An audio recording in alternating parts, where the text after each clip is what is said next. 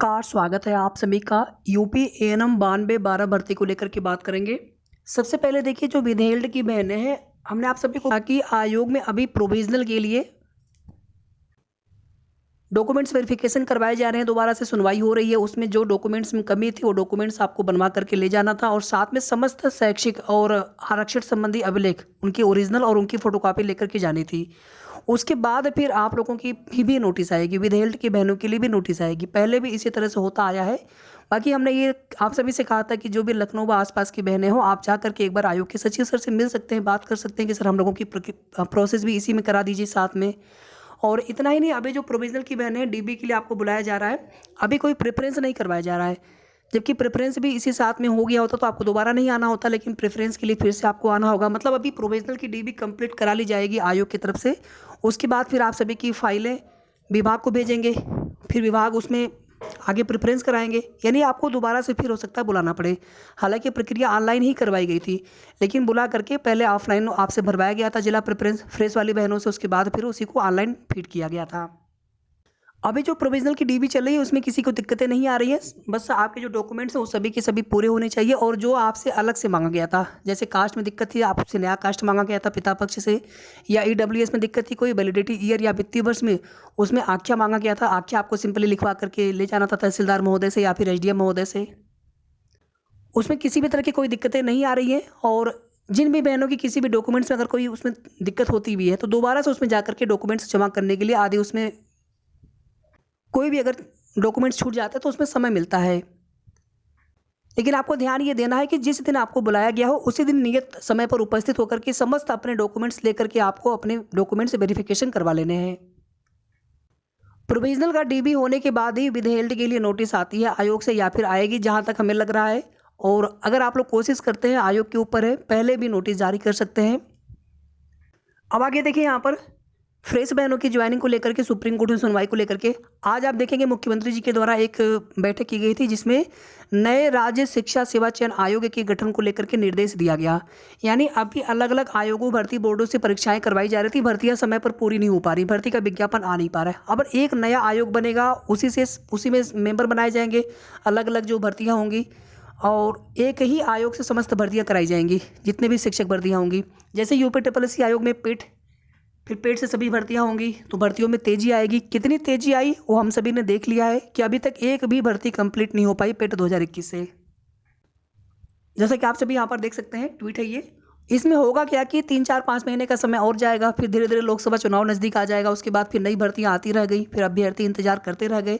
यानी ये प्रक्रिया आज से नहीं चल रही है, 2019 से प्रक्रिया चल रही है। नया आयोग बनना है, मतलब भर्तियों पर ध्यान नहीं है। इसी तरह से यूपी ट्रिपल में आप देखेंगे, जितना पेट कराने में आयोग ने मेहनत की है, जितना उसमें जो पैसे खर्च हुए होंगे सेंटर आदि बनाने में, या जितना भी उसमें समय लिया गया, कितने लाखों अभ्यर्थी थे, उससे कम मेहनत में, उससे कम समय में, उससे कम खर्च में कई भर्तियों की परीक्षाएं करवाई जा सकती थी, भर्तियां पूरी की जा सकती थी।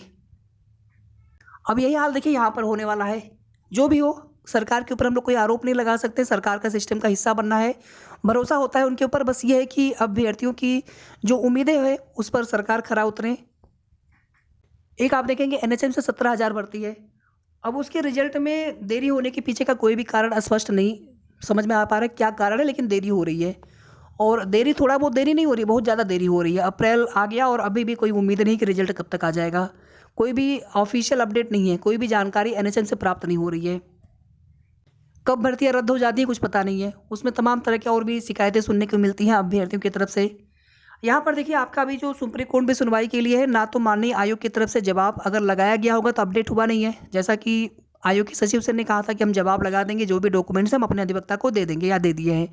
लेकिन इस तरह की चीज़ें अभी अपडेटेड स्टेटस जो है, अपडेटेड में अभी उसमें शो नहीं हो रहा है।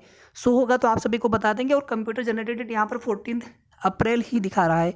14 अप्रैल को अंबेडकर जयंती है, लेकिन उस दिन कोर्ट खुला रहेगा। सुप्रीम कोर्ट का कैलेंडर आप देखेंगे, उस दिन सुप्रीम कोर्ट खुला हुआ है, उस दिन सुनवाई होगी। और अगर जो अभी तक की जानकारी है यूपी ट्रिपल सी माननीय आयोग से कि जो डेट लगी है या फिर जो डेट लगेगी, उस डेट पर हम मामला फाइनल करा लेंगे।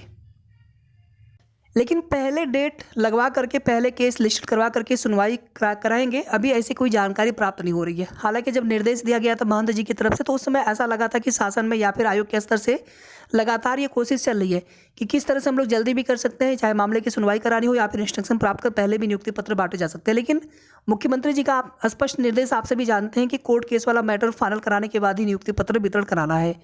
तो फिलहाल में 7,189 बहनों को ही एक साथ, सभी बहनों को एक साथ ही नियुक्ति पत्र वितरण होने हैं। कुछ को छोड़ करके नियुक्ति पत्र वितरण होने की उम्मीद बिल्कुल न के बराबर है। बस ये कोर्ट वाला मैटर फाइनल हो जाता और आचार संहिता से पहले एक नियुक्ति पत्र वितरण समारोह की डेट भी डिसाइड करके मुख्यमंत्री जी के हाथों से नियुक्ति पत्र अभी भी बांटे जा सकते हैं। सब कुछ देखिए है योगी जी के हाथ में, मुख्यमंत्री जी के हाथ में। अभी 5 अप्रैल को आप सभी जानते हैं कि लोअर 2019 और कनिष्ठ सहायक 2016 भर्ती में नियुक्ति पत्र वितरण होने जा रहा है। एक 16 की भर्ती है, एक 19 की भर्ती है। कितनी पुरानी भर्तियाँ, और अभी भी कई पुरानी भर्तियाँ अटकी पड़ी हैं। जे 2016 की भर्ती है, 18 की भर्ती है, मंडी परिषद 18 की भर्ती है, जिसमें भी आगे की प्रक्रिया होनी है, चाहे रिजल्ट आना हो, चाहे फाइनल रिजल्ट आना हो, चाहे डीबी होना हो। लेखपाल भर्ती वाले अभ्यर्थी, उनको लग रहा था कि हमारी भर्ती 2022 में ही पूरी हो जाएगी, और अभी 2023 में उनका रिजल्ट आकर के डीबी करा ले आयोग तो बड़ी बात है। अभी डीबी का रिजल्ट ही आता हुआ नहीं दिख रहा है। अब वे लोग भी लगातार परेशान है, कोशिश कर रहे हैं, कभी ट्विटर कैंपेन, कभी ज्ञापन देना, कभी कुछ, लगातार कोशिश कर रहे हैं। उनको पता है कि जब एक बार देरी होनी शुरू हो जाती है तो फिर दूसरी भर्तियों पर काम होना स्टार्ट हो जाता है। फिर ये भर्तियाँ ठंडे बस्ते में चली जाती हैं, या फिर उसमें कोई मैटर है, कोर्ट वाला मैटर, फिर वो चलता रहता है, आगे बढ़ता रहता है। तो अब वो लोग लगातार कोशिश कर रहे हैं। इसी तरह से कुछ ऐसी भर्तियां जिनमें आगे परीक्षाएं होनी है, उनमें भी अभ्यर्थी लगातार कोशिश कर रहे हैं कि परीक्षाएं हमारी करा ली जाए आयोग के द्वारा। अभी वर्तमान में जो सचिव हैं अवनीश सक्सेना सर, जून 1 वीक तक उनका है कार्यकाल। उसके बाद फिर उसमें फिर नए सचिव आएंगे, फिर भर्तियों में किस प्रकार से कार्य होगा। अभी जो वर्तमान सचिव है, कहीं ना कहीं भर्तियों में तेजी आई है, लेकिन फिर भी बहुत सारी ऐसी भर्तियाँ हैं, पुरानी भर्तियाँ, जिसमें कुछ न कुछ प्रक्रिया, कुछ न कुछ विवाद, कुछ न कुछ कोर्ट का मैटर, जिसकी वजह से भर्ती प्रक्रिया में लगातार देरी होती जा रही है।